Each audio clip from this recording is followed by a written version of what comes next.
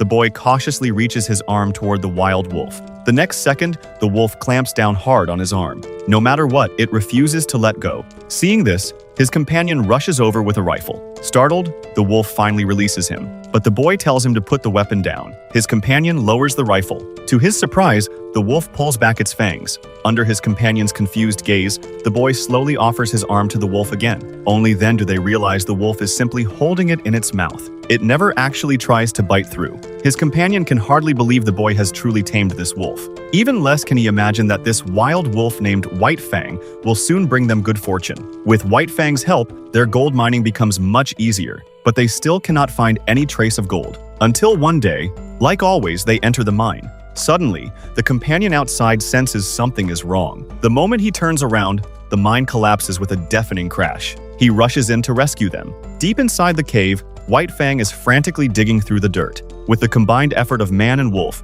the boy finally gets his head above the debris and takes a breath. After escaping death, he drops to the ground in exhaustion. White Fang stays right beside him. Just then, his companion notices that White Fang's paws are covered in gold dust. Still stunned, the two suddenly realize something. Ignoring the danger, they rush back into the mine. Deep within the rock wall, a massive golden glow shines brilliantly. It turns out that while desperately trying to save his master, White Fang accidentally breaks through the rock layer and uncovers an entire vein of gold. That is also where the film White Fang gets its name. The movie is adapted from Jack London's classic novel, White Fang. Today, let's revisit this legendary story of a bond that transcends species. White Fang is born deep within a hidden snow-covered mountain. With food becoming dangerously scarce, his mother can only steal scraps from other wolves. Even after starving for days, she cannot bring herself to take a bite on the way back. Returning to the cave through the blizzard, she sets down the frozen fish she fought for. Watching her pup eat happily, her exhausted eyes are filled with love. Little White Fang innocently believes that as long as his mother is there,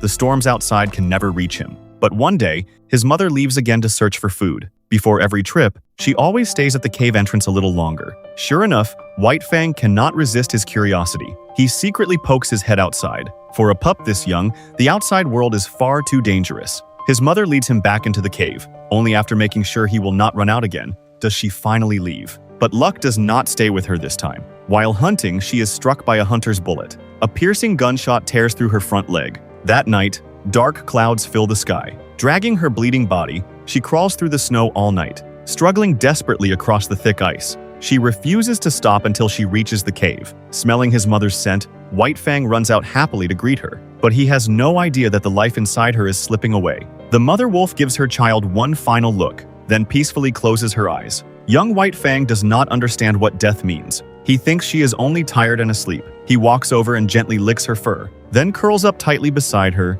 and quietly stays with her. No one knows how much time passes. The storm grows stronger. The bitter cold wakes White Fang. When he opens his eyes, he finds his mother's body buried beneath thick snow. The warmth he once knew is completely gone. At that moment, White Fang finally realizes the mother who loved him unconditionally will never come back. Lying in the freezing snow, he lets out one helpless cry after another. Without his mother's protection, White Fang has no idea how to survive in this frozen world. Suddenly, distant howls echo across the snowfield. Gathering his courage, White Fang leaves his mother's body behind. Following the sound, he moves forward. Climbing to higher ground, he sees several adult wolves playing in the distance across the frozen plains. Hope lights up inside him. He runs down the slope and chases after them, but the snow is too deep. He cannot keep up with the strong adult wolves. All he can do is watch them disappear into the storm. In the real wild, pups that lose the protection of adult wolves rarely survive alone. They not only lack the ability to hunt, they can easily become prey themselves.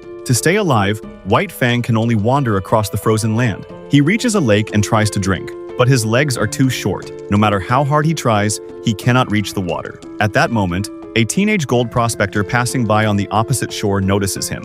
Finding him adorable, the boy cannot help but whistle. That harmless whistle startles White Fang. Panicked, he runs into the woods. But this brief encounter quietly becomes the beginning of a lifelong bond between the boy and the wolf. White Fang continues wandering through the forest. Unexpectedly, he discovers a large stranded fish beside a creek. The starving little wolf rushes over impatiently, but the fish suddenly begins thrashing violently. White Fang has no idea where to bite. Even with food right in front of him, all he can do in the end is gulp down a few mouthfuls of water to ease the hunger. Unable to find food, he becomes so hungry that he even starts chewing bitter tree bark. Just then, he suddenly spots a rabbit running across the snowy field ahead. Extreme hunger overwhelms his instincts. Excited, he leaps up and chases after it, but he misses his footing. A hidden snare buried beneath the snow instantly tightens. In a flash, he is hanging upside down in midair.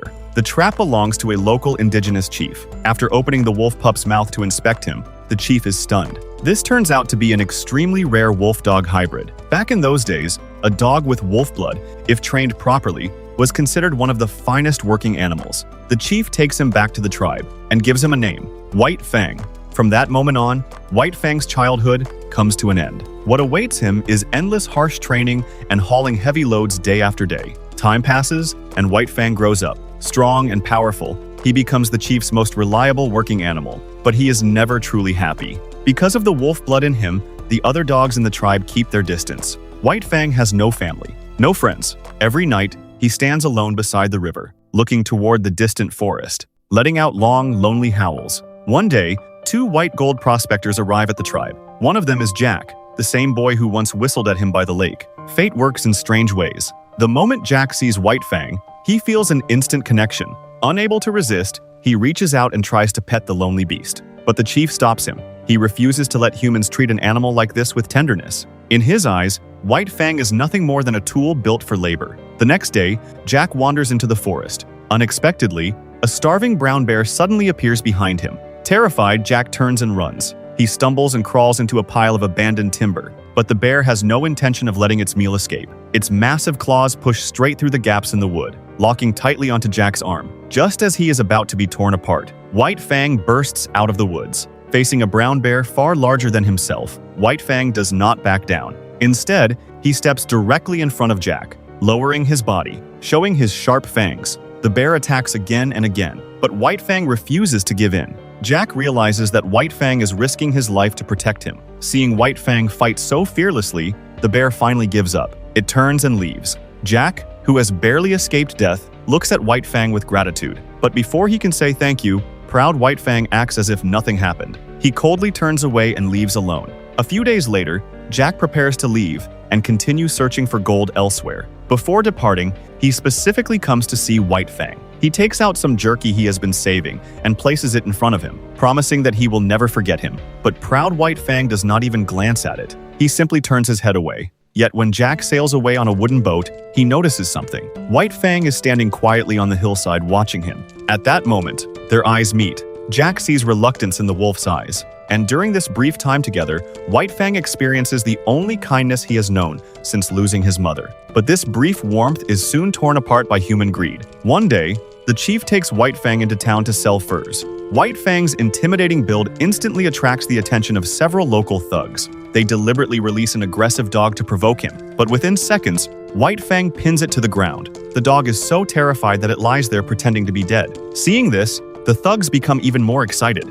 If they can bring White Fang into an underground dogfighting ring, they know they will make a fortune. Just as they are about to act, the chief hears the commotion and arrives in time. He calms White Fang first, then offers them premium furs as an apology. But the thugs refuse. They insist on buying White Fang, and if the chief refuses, they threaten to throw him in jail for keeping an unrestrained dog. During the Gold Rush era, white settlers hold absolute power. Indigenous people live with little status. Prison is always one accusation away. To protect the entire tribe, the chief has no choice. Humiliated, he hands White Fang over. From that day on, White Fang falls into a real hell. He is dragged into a filthy underground dogfighting pit filled with shouting and insults. The noisy crowd makes the proud and solitary White Fang deeply uneasy. Before he can even adjust, a savage fighting dog lunges at him. White Fang does not want to fight his own kind. He keeps avoiding the attacks. But when he realizes the other dog intends to kill him and tear out his throat, survival instinct completely takes over. Forced to fight back, he crushes the opponent's throat with a single bite.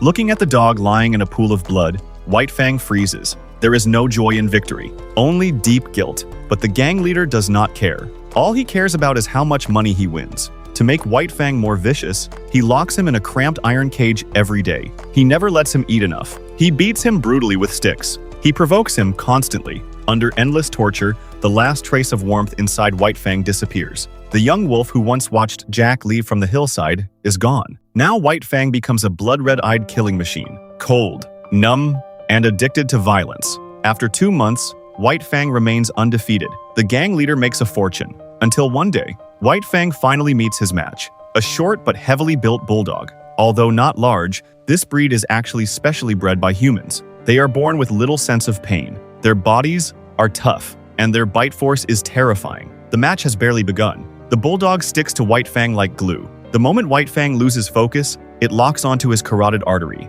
No matter how violently White Fang shakes, the bulldog refuses to let go. Massive blood loss quickly drains White Fang's strength. He crashes heavily onto the ground, barely breathing. Furious after losing money, the gang leader jumps into the arena. He raises a stick and swings it down at White Fang. At that moment, the thug is suddenly knocked down from behind. Before he can get up, a hunting rifle is already pointed at him. The ones who arrive are Jack and his group. They force open the bulldog's jaws with an iron rod. Carefully, they lift White Fang into their arms and leave that hell without looking back. Back at the lodge, Jack bandages White Fang's wounds. But when White Fang sees that familiar face, there is no joy in his eyes, only fear. Jack's heart sinks. He sits down, overwhelmed with worry, unable to imagine what White Fang has been through. To help him recover, Jack takes him to a place outside town the next day. The environment is peaceful, but physical wounds heal easily, while emotional scars do not. Jack offers him fresh food. White Fang does not even look at it.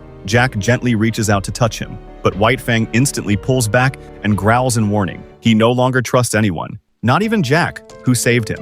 A month later, White Fang is finally able to walk again. Jack decides to remove his chain. His companion is worried the wolf might suddenly turn violent, so he picks up a stick for protection. That small movement instantly triggers White Fang. He becomes alert and tense. The companion urges Jack to give up trying to tame him, but Jack believes the gentle wolf he once knew would never hurt him. Unexpectedly, the moment Jack reaches out his hand, White Fang bites him hard. Blood pours out instantly, but Jack does not get angry. Instead, he softly comforts him. He picks up the removed chain and plans to leave White Fang alone in the cabin to calm down. White Fang watches Jack slowly step back. He remains cautious, but something in his eyes begins to change. In the days that follow, Jack tries again and again. Little by little, White Fang starts to lower his guard. He comes closer and eats the jerky from the ground. Then Jack takes another risk. He places the jerky in his palm. This time, White Fang is still nervous, but he does not resist. While eating, he even allows Jack's other hand to gently touch his head. For the first time in his life, he truly feels it.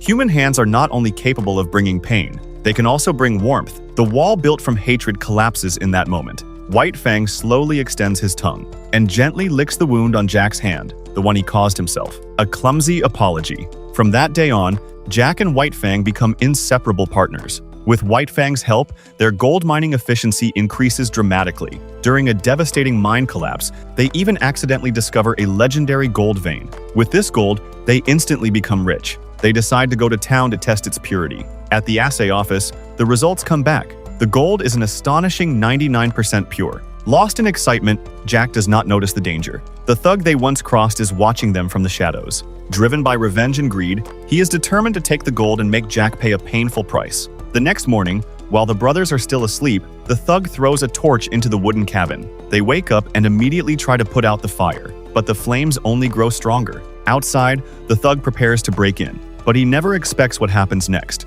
White Fang overcomes his instinctive fear of fire and bursts out through the flames. In the chaos, one thug accidentally shoots his own partner. The leader quickly turns his gun toward White Fang and fires, but he misses. White Fang turns around and sees the man who once tortured him. All the rage he has been holding back finally explodes. He charges forward, dodges the attacks with incredible speed, and lunges at the thug. When the man tries to reach for his rifle, White Fang bites him hard. At that moment, Jack also arrives. White Fang's relentless fury terrifies the leader into freezing in place. Soon, the entire gang is subdued and handed over to the police. After this incident, news of their gold discovery spreads quickly through town. Knowing they can no longer stay in such a dangerous place, they decide to take the gold and head to Los Angeles. But the city is full of cars and crowded streets. There is no place for a wolf there. If they take White Fang with them, he will either be locked in a cage forever or killed as a monster on sight. For White Fang, returning to the vast wilderness is the only real freedom.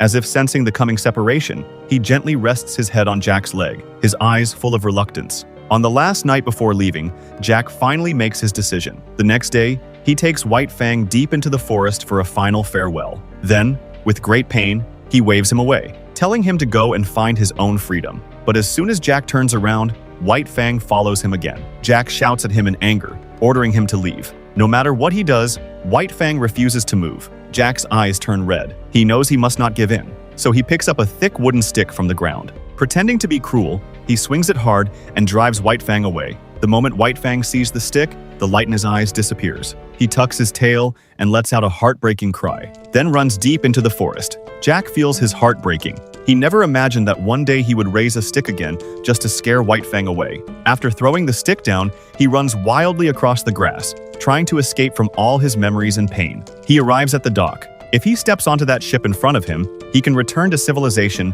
and live a life of luxury and comfort. But at the very last moment, Jack calls out to his companion. As if he already knew what Jack would choose, the companion simply nods and smiles, without stopping him. Jack gives up wealth and comfort and returns to the burned-down cabin. For days, he repairs the house. But inside, he feels uneasy. He does not know whether White Fang, after being driven away and hurt so many times, will ever forgive him. Then he turns around. On a distant hillside, a gray figure stands quietly. There is no fear in its eyes anymore. No darkness, only longing and attachment. White Fang never left. He stubbornly stays near the ruins, waiting for his boy to come home. And this is where the story of White Fang ends. This film is not only a legend across species, it is a story of love, trust, and redemption. It tells us that no matter how cruel the world has been, there is always a kind of warmth worth trusting again. True gold is never the cold ore buried deep underground. It is the courage to keep loving and to keep being loved, even after everything we have survived.